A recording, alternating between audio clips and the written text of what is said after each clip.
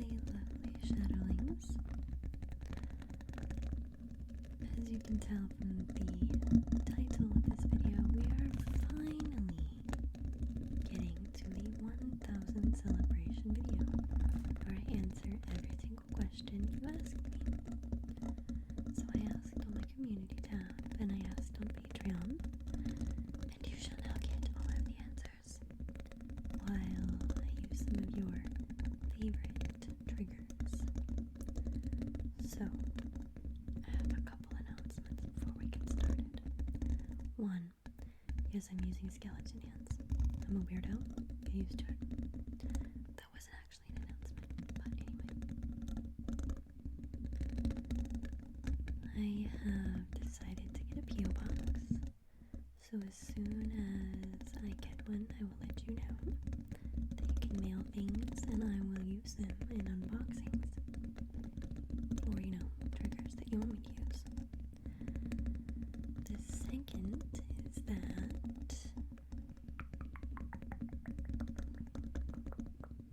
when I hit 2,000 subs, I will start putting one video up a month with no ads on it.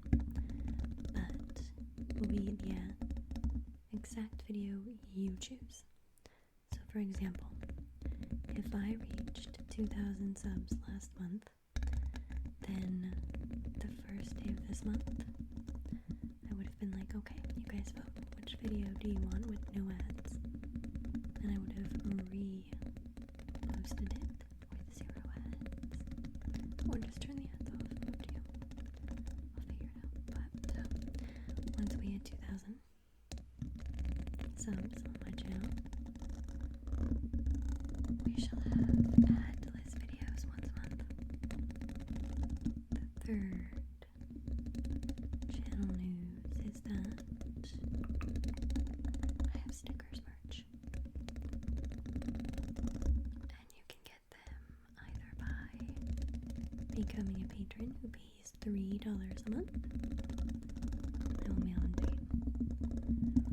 Or you can get them by sending money through my PayPal once, obviously, not a monthly subscription. And it is $5 for 2 stickers and $10 for 4 stickers. And I'll mail them to you. So, let's get to answering the questions, shall we? I think we shall. So we have our handy dandy cards here. And our first question. Now, I'm only going to say first names unless you are a YouTube channel, and then I'll put up your full YouTube channel name, obviously. So our first question is from Samuel One World Productions. What has been the best and worst thing about doing ASMR? Oh dear.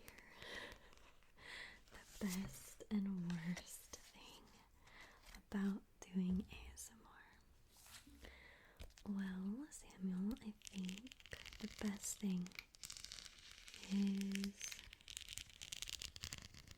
not what I expected. I mean, I thought that it would just be enjoyable because it's fun to do. And I love doing ASMR. I thought that would be the best part. But the best part is when I read a comment and someone said that I totally made their day a little easier. Or that they love this sound. Or if I get a personal message from someone who's having a really hard time and they just spill their emotional guts to me and they're like, I know it's just ASMR, but it makes me feel so much better and like I should take time out to myself and I matter. I think that is definitely the best thing that ASMR has given me. Once I started filming for myself, like my own channel. And just FYI, I have the questions printed out, but I did not read any of them beforehand. So you might get a lot of ums. Unless I can edit them out. But we shall see. What is the worst thing about filming? What is the worst thing about filming ASMR? Well, Samuel, that one's an easy answer. The worst thing is when it is really noisy outside and I'm trying to film, and I have set up and gone through this whole long process of preparing to film a video, and then I sit there for 6 hours straight, some days 8 hours straight, waiting for it to be quiet enough, and it never is. I literally start getting so angry that I can throw things, and I start getting like really angry, or I just cry. Like, no joke, I'll get so upset. It's really frustrating because ASMR is what I love to do, and when I put so much effort into it and then I can't even do it, it's not exactly easy, especially when it's due to things out of my control. It's really frustrating. So, really good questions. Okay. So, our second question is from Godiza89, and I'm hoping I am saying that correctly. How did you first learn about ASMR? How did I first learn about ASMR? Well, I should put all the ones I've already read over here so I don't get confused. I first learned about ASMR through my sister.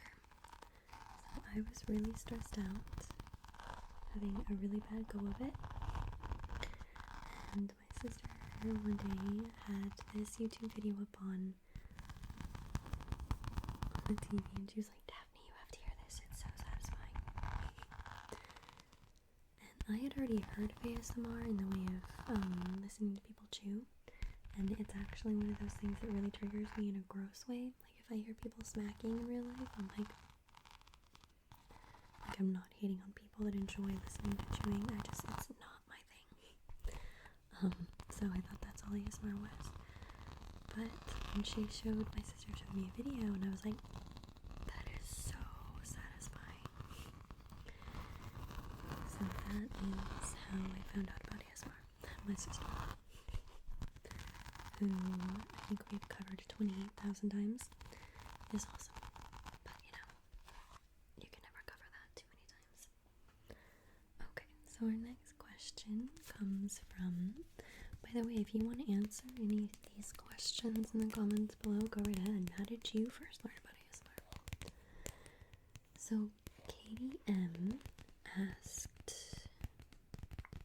would being an ASMR creator as a full-time job be your dream job, or is this something fun you would do with another dream job in mind? Well,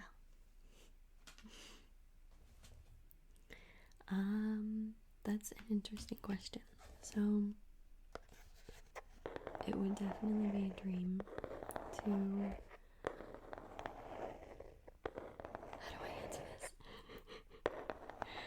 It would definitely be a dream job to do YouTube full time and have that be my job. That would be awesome. My other dream job, so it's kind of like I have two dream jobs. So I'm a writer, and I love writing, obviously, because I'm a writer. So it would be my dream job to be able to do YouTube and write and have that be my full-time job. That would be absolutely my dream. I've been through many part-time jobs, and none of them turned out too particularly well.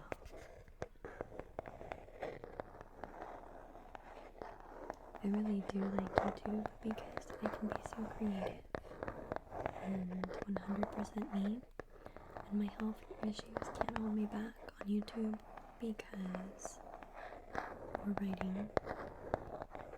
My health can't mess with either because I can do what I can when I can. So yeah, that was the roundabout way of answering yes. Being a YouTuber full-time would definitely be a dream job. And it never occurred to me that it actually could be.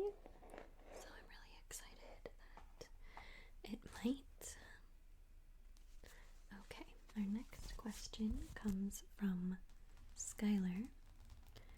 She said, what's your favorite story you've ever written, and where do you find your inspiration? So Skylar is a patron and she knows I'm a writer. By the way, if you ever want to read something I've written, you can go to my blog, which is just daphnyshadows.com.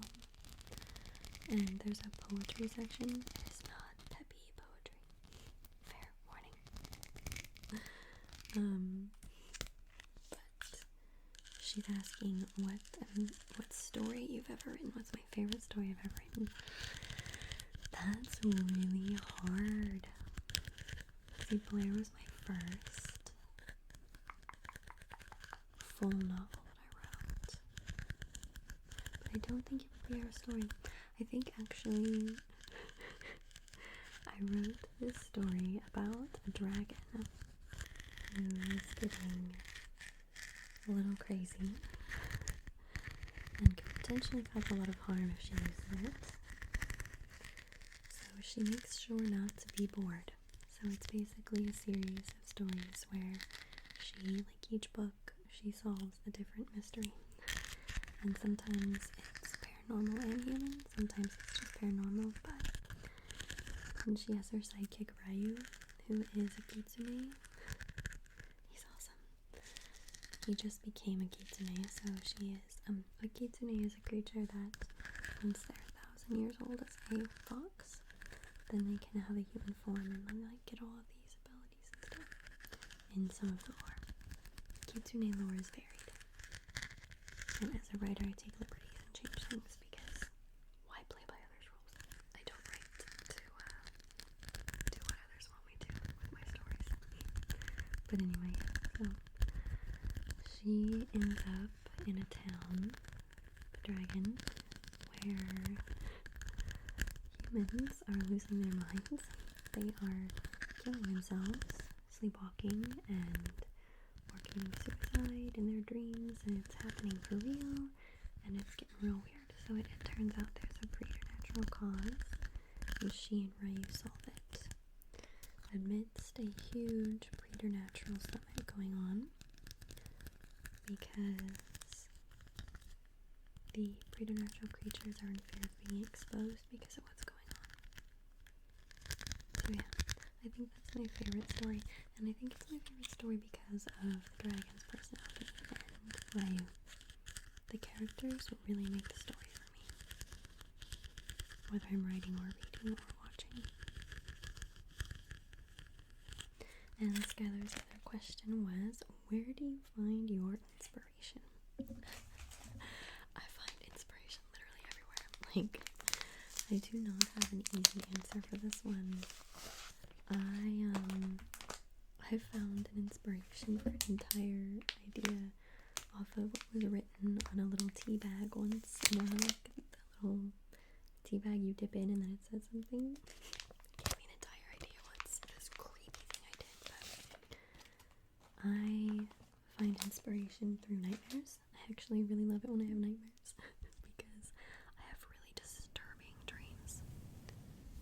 And they make really good ideas for stories. I also, since a child, I've just had a really dark mind.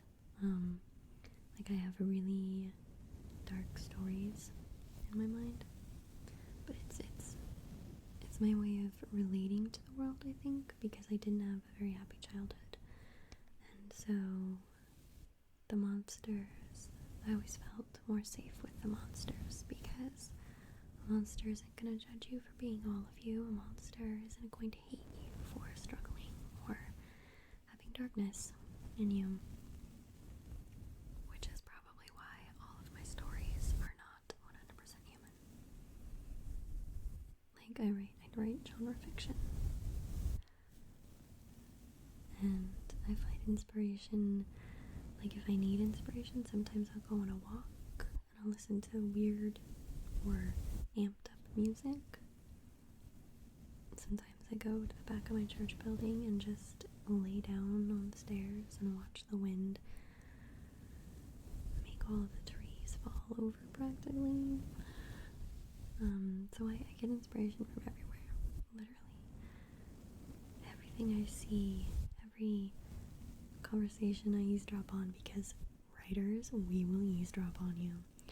Not to insult you or anything, or be mean, or find out all of your gossip, but because it's like taking little sips of the world. The atmosphere in this restaurant that I love, the spunky socks that one guy that dresses like totally GQ has tucked under, the silly conversation that I overheard because somebody thought I was listening to my music. All of those little things, they're beautiful, and they're how writers make stories seem so real, because we can put those little tiny things in there. But yeah, so I get inspiration from everywhere, but as a child I used storytelling in my head as an escapism for my life. So I think it became a habit, and then it just became my happy, safe place. And then it literally became how I related to the world and dealt with the darker sides of myself. Because, like, I feel like YouTube is where you see my most peppiest parts, and then Twitter is where I'm a spaz. Instagram is like all over the place, and then my blog is where you see my more writerly side, and my poetry is where you see my darker side. So yeah, but anyway, I hope that answered your question in a very roundabout way. Okay, so the next question is by Holly, Hollie. It's interesting. I've never seen it spelled that way. How old are you? I am 29 years old. I will be turning 30 on November 25th of this year. I was born in 1991, so yeah. I am 29 years old. And don't worry, I'm not weird about age. Yeah. The entire year I was 22 years old. I couldn't remember how old I was. I kid you not. I constantly had to ask my sister or my mother or my brother, like, wait, I'm 22, right? No, 20, 21, 22. It was a whole thing. How was your experience with the illness we shall not name? Because if I say the name of the illness that's causing us all to be at home right now, this video will get demonetized. I don't know why,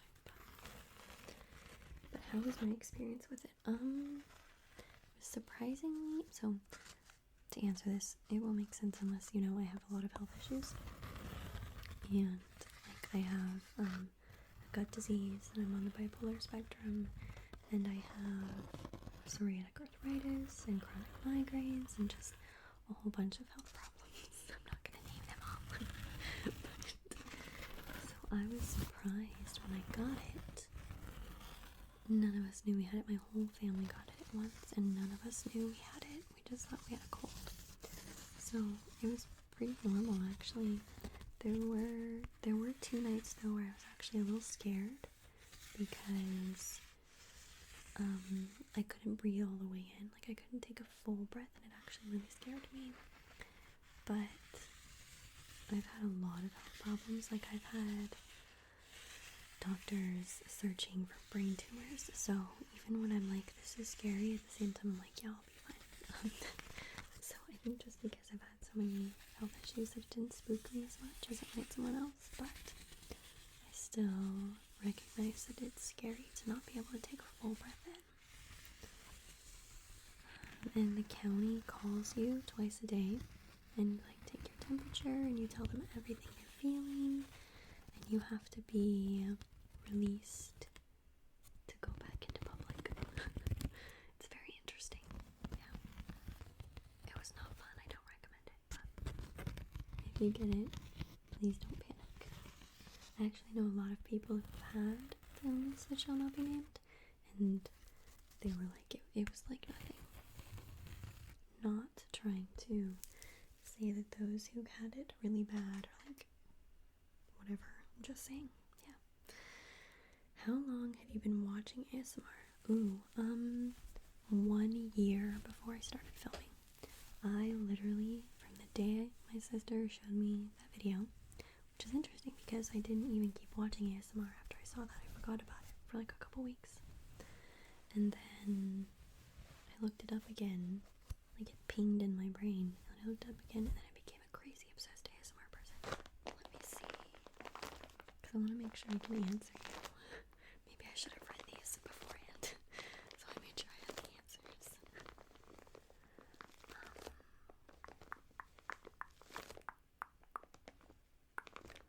Okay, so the first ASMR video I published was January 18th, 2019. So 2018, I've been watching ASMR since 2018. What made you want to do ASMR? Ooh. Oh, and Holly, no worries. You can ask me as many questions as you want. No need to apologize. What made you want to do ASMR? Oh my goodness. So when I first listened to ASMR, like I told you, I was having a rough go of it. And it really calmed me down. Like, it was super soothing.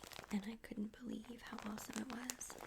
And it's interesting, people ask, how did you get into ASMR? And typically I'm a very planned person. But I just kind of did it without thinking. Like, I liked it, I wanted to try it. I was like, oh, this is fun, I'm gonna do this. It's like, there wasn't even any considering it in my head. I was just like, I jumped from, I really, really like this too. I'm gonna do this. Like, there was no processing, no, do I want to do this? No, like, maybe I could do, like, I went into YouTube with no planning.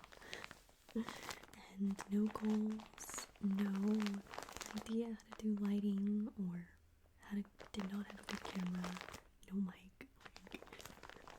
I was just like, one day I want to do this, and then I started. And then I had to learn as I went. So yeah. Okay, so our next question is from Tanis. What are you getting out of doing ASMR?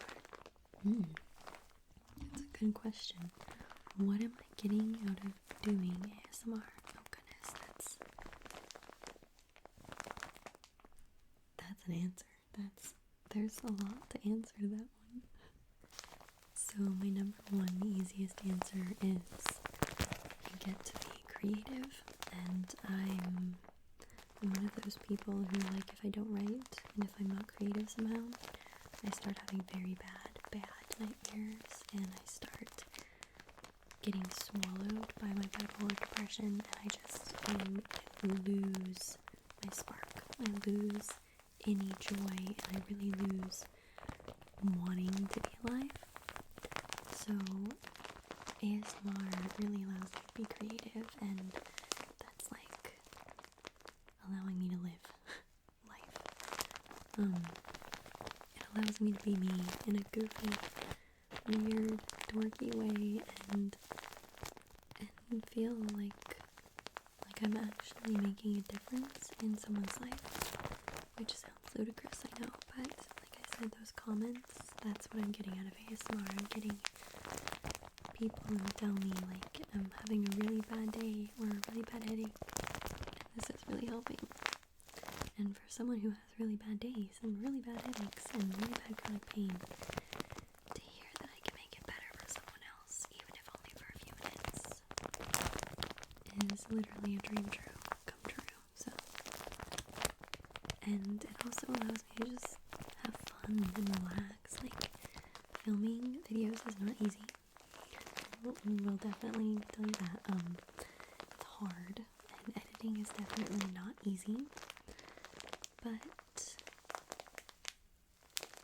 it's still fun, and it's still relaxing, and it's still soothing on the days when it goes right. Because the outside world has a lot of control over whether or not it goes right.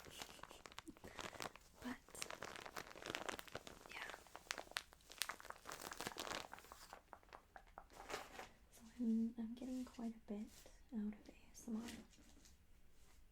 Filming it, that is. And I can't pick this up. Okay.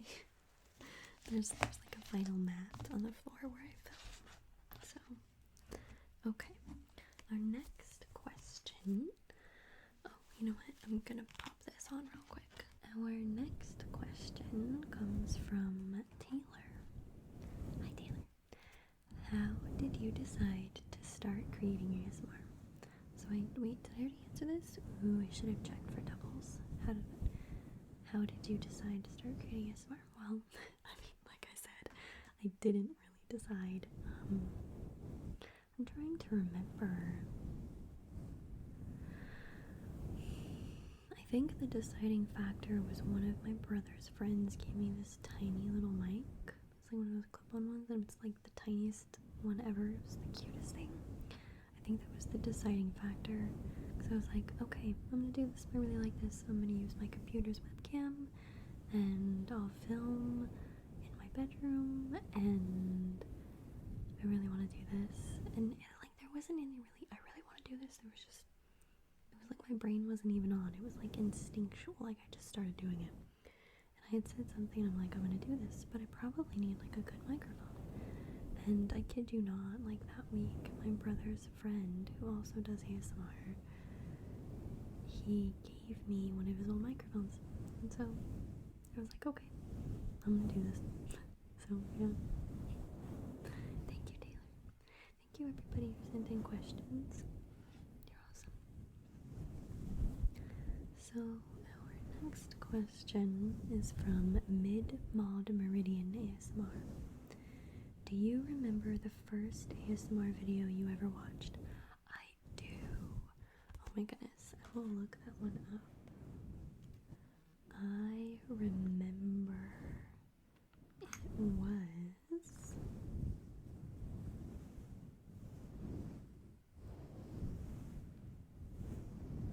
I mean, totally shocking. It was a video by GB. And I still have it saved because I still listen to it all the time. It was, let me see, it was this video right here.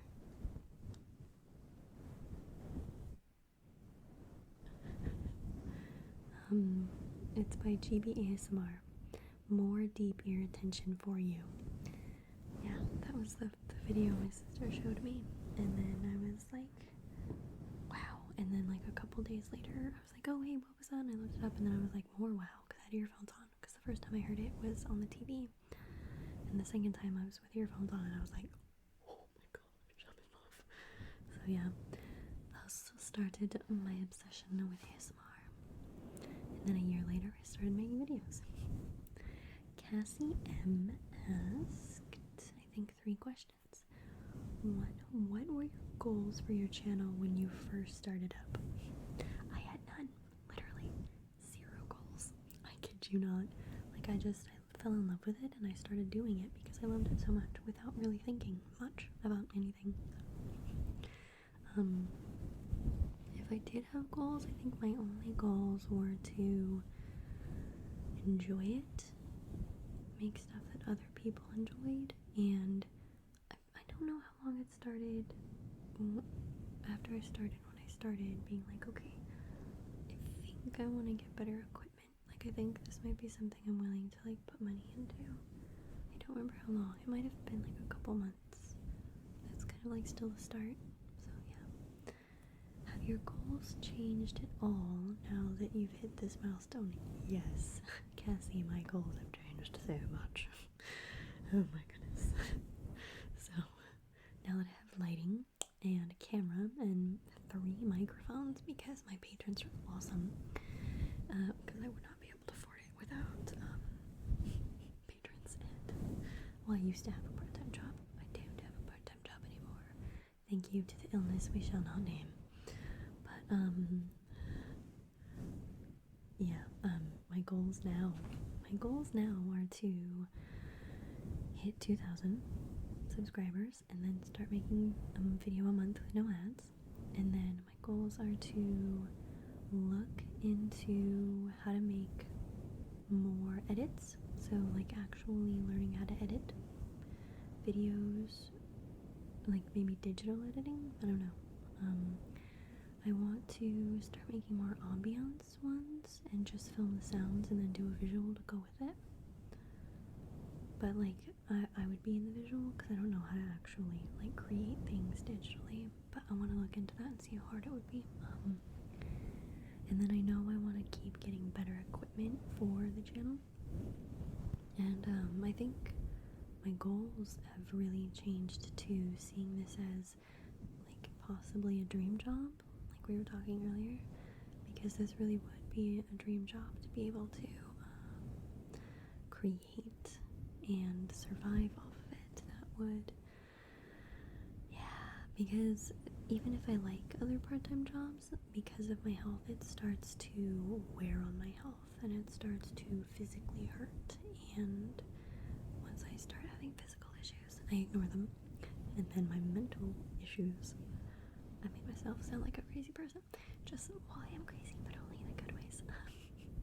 Oh goodness, but like then my mental health struggles, like because I'm on the bipolar spectrum.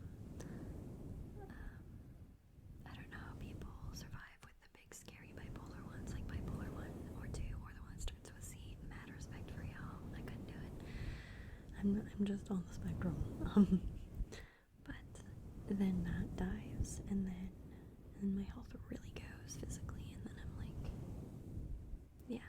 So, and creative stuff really feeds me, and it's creative, so I can do it when I can, and then I can hermit, and then yeah, and then hopefully in my life there will be adventure and so much more. But anyway, yeah.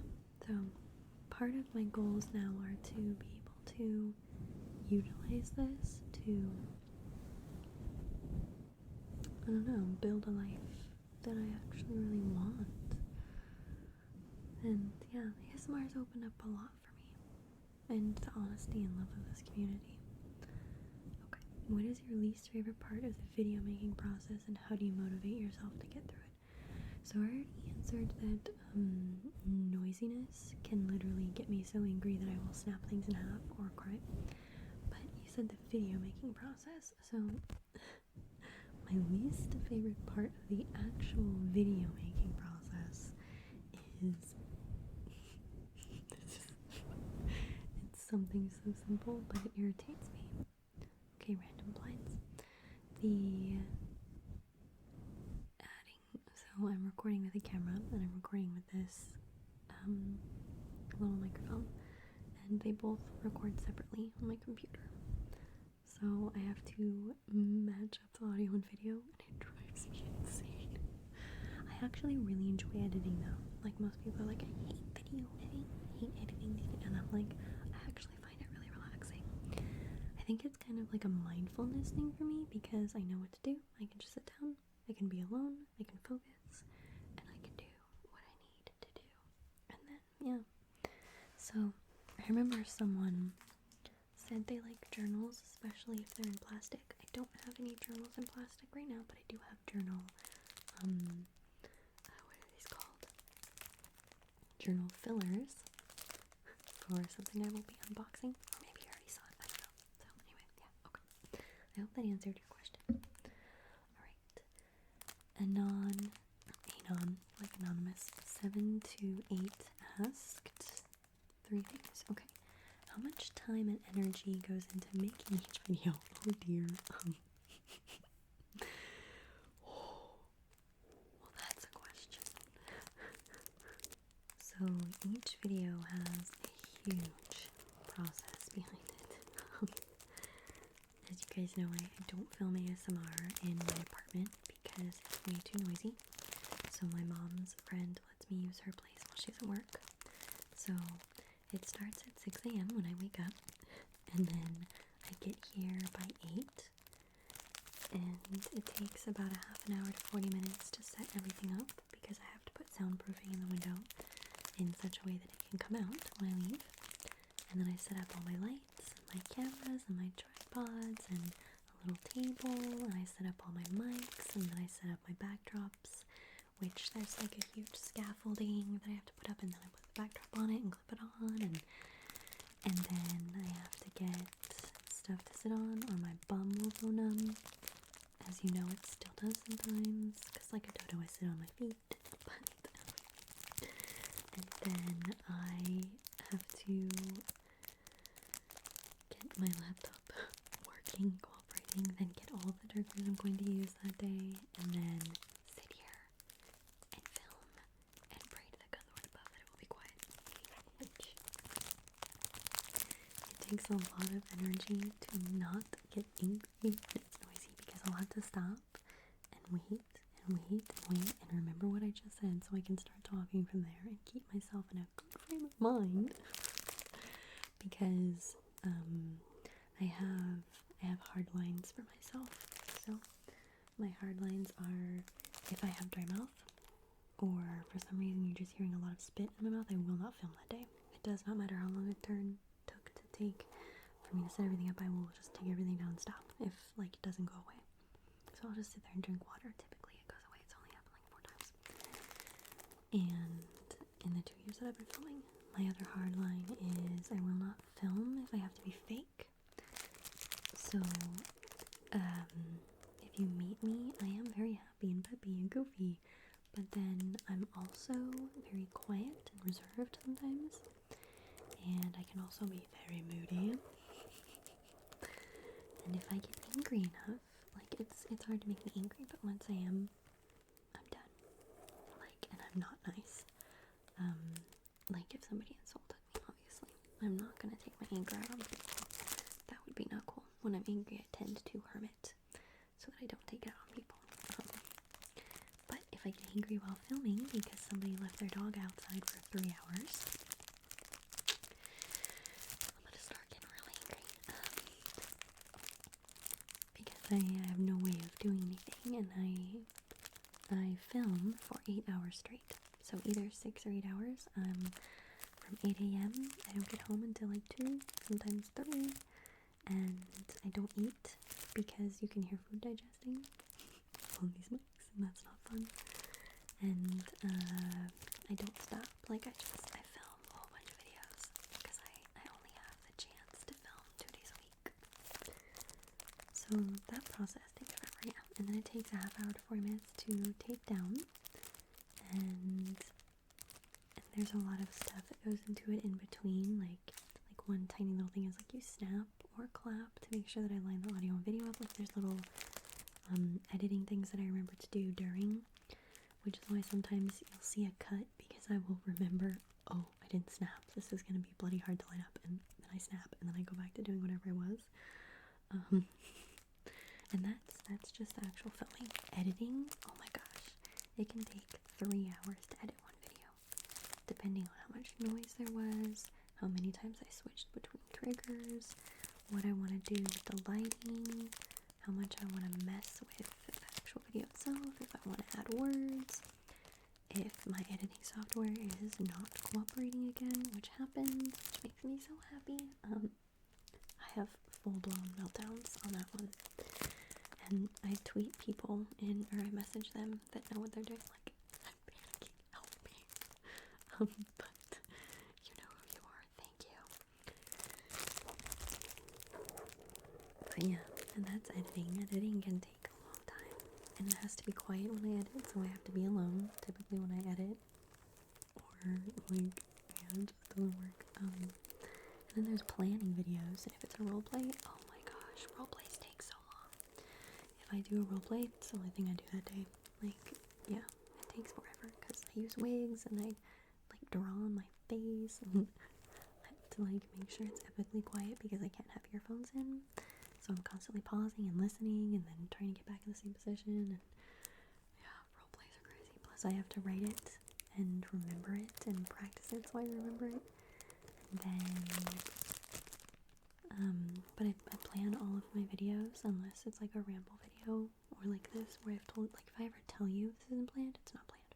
But yeah, so a lot goes into it. It takes a lot, but I actually really enjoy it. So yeah, much time and energy goes into making each video. Yeah, a lot. I would say one video takes the 40-minute setup and the 40-minute takedown. So roughly an hour if it only took a half hour. And then it takes about a half hour to film. So hour and a half. And then editing can take anywhere between an hour to 2 hours. So that's like 3.5 hours. And then I have to plan it, so I take each video takes about 4 hours total. Yeah. And it takes a lot of energy. Okay, so next question. What's your motivation for doing ASMR? Oh dear. That's hard to answer. My motivation for doing ASMR is it makes me feel good. And I feel like life has a way of taking the joy out of everything. And so when I find something that the sparkly, shiny new doesn't get worn off by time, I clutch onto it as hard as I can. And so it makes me feel good. But then the thing I really wasn't expecting is how much it makes others feel good. Like, I think I came into it really selfish. Like, I enjoy this, I'm gonna do this without much thought. But then it became so much more because I found this whole ASMR community, and we talk on Twitter and on Instagram and in comments, and we do these silly collabs and have fun, and oh my gosh, and I get these comments where people are really like, this helped me, and I just didn't expect it to be so amazing, but it is. The motivation is I get to be creative, and I get to put a little something happy into the world. So yeah, that's my motivation. Is there any other intentions you have to do this, or to do anything in this field? Do I have any other intentions in this field? If so, what? I definitely want to learn how to do ambiance. I definitely want to get better with videos and do more role plays. I also want to, like, there are things I want to get better at, and I keep trying, but I keep deleting them. I would love to do storytelling videos or poetry videos and really try to link my creativeness to ASMR. And I do have an intention to maybe not always just have an ASMR YouTube channel, but we will talk about that later in the future. That was awesome. Okay. Sunny Bunny ASMR. Oh, that's cute. Sunny Bunny ASMR. Oh my gosh, I'm in love with that. Okay. Sunny Bunny ASMR asked, what advice do you have for newer ASMR artists? Ooh. Okay, let me break this down for you. First, don't do it if it's not fun. Like, if you want to do ASMR, 100% do it because it's fun. Second of all, make sure you keep it fun for you. Yes, it is about the other people, 100%, but it's also 100% about you. Like, it's gotta be a full relationship, where you would think a relationship would work, romantic or friendship or otherwise, with each person putting in 50%. So person A, 50% effort, person B, 50% effort. Yeah. Relationships work best when both person A and B are doing 100% effort. And that's how it's gotta be for ASMR. I would make sure, if you're going to be an ASMR artist, that you enjoy it. And I would make sure you know what your hard lines are. Number 3, make sure you know what your hard lines are. Like, for example, there are certain things people ask me to do in the comments, and I'm not personally comfortable doing that, so I will say no. I mean, obviously in a nice way, because to each their own. Like, it's not a judgment, it's just, that's not my thing. Or I don't feel comfortable doing that. But I would know those hard lines, and when they come up, don't feel guilty saying no. Remember that you have boundaries, and that is healthy and good. The 4th piece of advice ties into making sure your audience is happy. So I would make sure that you don't do anything you don't want to, like number 3 piece of advice. But number 4 piece of advice.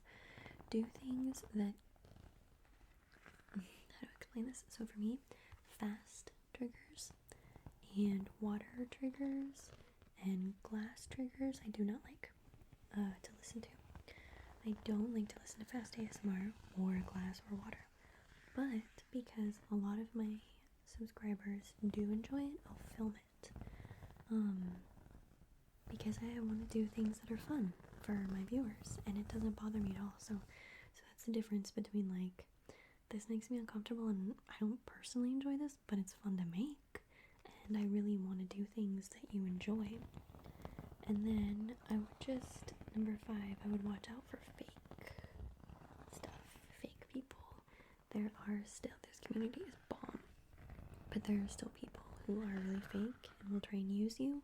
There was a very loud airplane that took forever to go away, so I don't remember what I was saying, but I would make sure that, like, you have fun and you be careful not to sacrifice your boundaries and your happiness, but make sure you do things your audience enjoys that you don't feel uncomfortable doing. And I would caution you to be aware that there still are fake people who will try and use you. I would suggest not getting into the drama. But as far as, like, other things go, make sure you have good lighting. It doesn't have to be uber expensive at all. Like, I have a little cheap, or I have 2 ring lights, and they were like $20 each or something. And then I went with USB mics and a Tascam because they're the cheapest mics there are. But they're still good quality. So I would make sure you get like one really good quality mic that's affordable for you, and try to get a camera. And know ahead of time, which I did not know, DSLR cameras will stop recording after 12 minutes. And a camcorder will just record. So get a camcorder. Unless you can use Magic Lantern on your DSLR, but my DSLR Canon camera cannot use Magic Lantern. But yeah, and just have fun. Make sure that you try new things and have fun with it. My advice for anything is to just be safe, respectful, be authentic, and have fun. So yeah, and get a good editing software. I use DaVinci Resolve, and it's free, and it looks intimidating, but it's really awesome. You can find Bearded Audio ASMR. He has a second YouTube channel, and he shows you how to use DaVinci Resolve for ASMR. It's really cool. Anyway, okay. I hope that answered your question. So we have one more question, or one more person, and she asked 2 questions. What is your favorite trigger? Oh dear.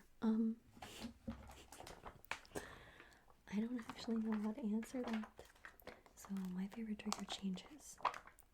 My favorite trigger for daytime and nighttime will change. My favorite trigger if I'm irritated, or if I'm already happy, or if I just am bored, or I'm not often bored. But my favorite trigger depends on my mood and what I'm doing. So some of my favorite triggers are mic brushing. My goodness, I love mic brushing. And then textured scratching. Oh my gosh, I love. But I like slow textured scratching, and I have a hard time finding that actually. And then I like really thick, bassy sounds. Yeah, I have a lot of favorites.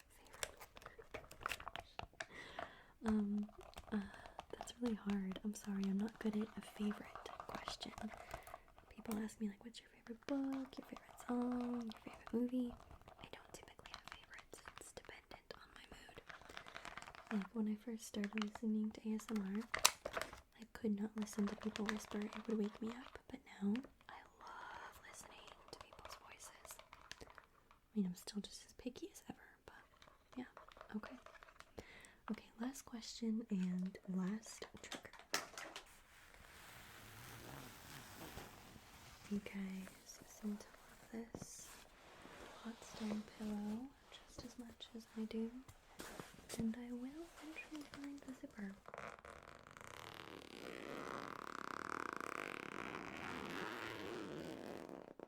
And I will have either cut that out or made it quieter, because wow. Okay, the last question is also by Jane. Who are your favorite ASMR artists? Oh goodness. My favorite ASMR artists. You know, actually, to answer this question, why don't I just go on my ASMR playlist? Duh. Okay, so obviously I love GB. I really like Gentle Whispering, Jen ASMR Unboxing, the Unis ASMR, ASMR Sleepyhead, ASMR Divinity, oh my gosh, she does the coolest makeup, Smidgen ASMR. There's so many. How do I answer this? Oh my gosh, there are so many cool ASMRs. I really love vinyl, by the way. And oh, there's this video that Smidgen ASMR did, most soothing trigger for sleep, where she whispers, but she has like the headphones on the 3DO. My goodness, I love that. I really love headphones on the 3DO, but yeah. Oh my goodness, I don't know how to tell you all of my favorite ASMR artists. There's so many more in that playlist, it would take eons, but yeah.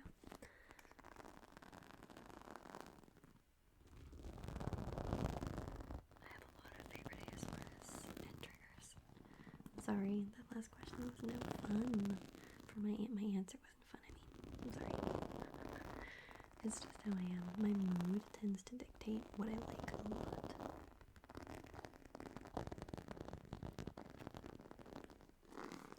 Okay, so this video was really long, probably. But yeah. Oh, and how did you like my little cards? Aren't they the cutest? I feel like I'm on a talk show host. And the answer is, I don't have an answer. But, you know, anyway, I hope you enjoyed this video. And Daphne Shadows ASMR.